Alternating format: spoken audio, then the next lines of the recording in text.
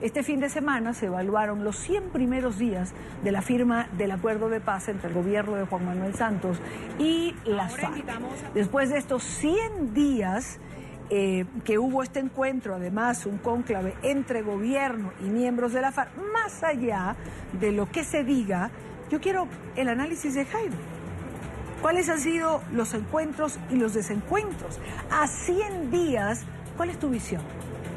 Y Daniel, yo creo que hay un encuentro muy importante, independientemente de la posición o del color político que uno quiera meterle al tema, porque es necesario hacerlo, ni más faltaba. El primero de ellos es que la FARC ha mantenido su voluntad, no solamente de respetar lo que se acordó y se firmó en el Teatro Colón, sino particularmente la voluntad de sacar adelante el proceso de paz. Y ese punto de vista yo creo que es relevante. Ese es un encuentro importante que confirma no solamente la voluntad de un sector importante de la administración pública, de la sociedad civil y de la FARC, que quieren sacar adelante el proceso, pero en estos 100 días son mayores los desencuentros que los encuentros. Hay que tener en cuenta que por lo menos el cronograma que se estableció en las diferentes rutas va muy atrasado. Se han dado problemas logísticos muy sensibles para garantizar que las zonas de concentración tengan las condiciones mínimas necesarias para que las actuaciones de las diferentes autoridades, o por lo menos del comité tripartito entre la ONU, la FARC y el gobierno nacional, tengan todas las condiciones mínimas necesarias para garantizar que la entrega de armas son efectivas,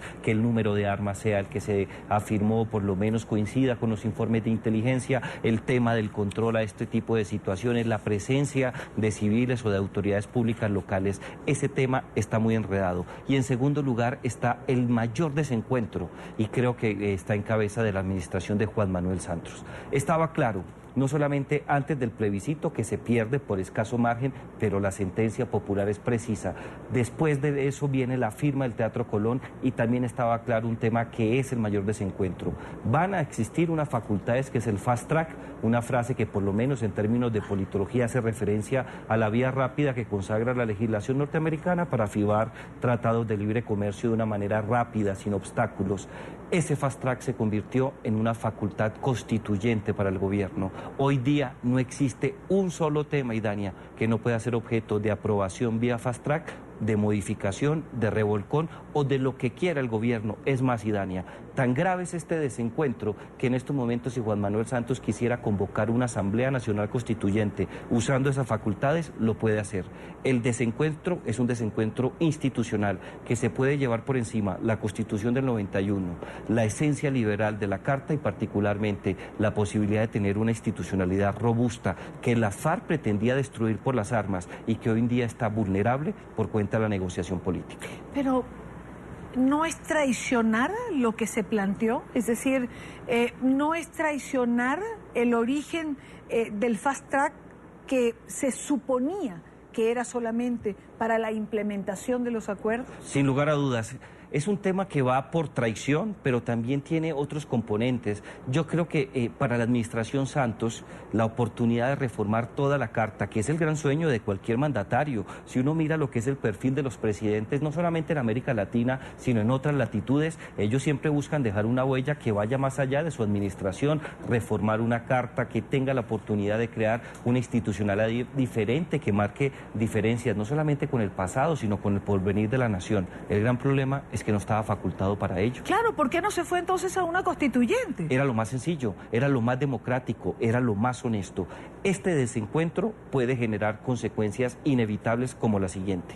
Si en las próximas elecciones, que ya arrancaron en Colombia la campaña para elegir al sucesor de Juan Manuel Santos en la Casa de Nariño, saca una votación lo suficientemente fuerte y tiene el respaldo del Congreso, puede reformar lo que quiera, como quiera, y va a tener respaldo popular. Fíjese, Idania, cuando tú obras de esa manera, y no lo hablo en términos emocionales ni cristianos, no, cuando tú desconoces la institucionalidad y llega un gobierno que cabalga frente a esta equivocación, tiene todas las facultades para hacerlo. El asunto clave es que la próxima administración, si maneja bien las reformas y los mecanismos constitucionales establecidos, puede cambiar por completo no solamente la filosofía del acuerdo, sino todo lo que se llegue hasta el momento como política pública o como reforma constitucional.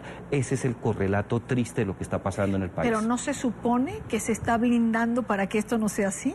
No se puede, Idania. Está claro en el ordenamiento constitucional colombiano y de manera particular en la sentencia sentencias de la Corte Constitucional, que en Colombia no se consagraron aquello que los franceses denominaban hace ya muchas décadas como las cláusulas pétreas. Hay que tener en cuenta que este tipo de normatividad, si bien hay un ejercicio interesante hasta hace muy poco inédito en el país, todo lo que se hace en derecho se puede deshacer de las mismas formas que se utilizaron para crear situaciones jurídicas. En esa medida se utilizan los mismos mecanismos y se puede desmontar. Aquí hay algo que creo que la administración no ha tenido en cuenta y son las lecciones aprendidas del proceso de paz. Vos no puedes ir en contra de la voluntad popular, mucho menos cabalgando con la estabilidad en las instituciones.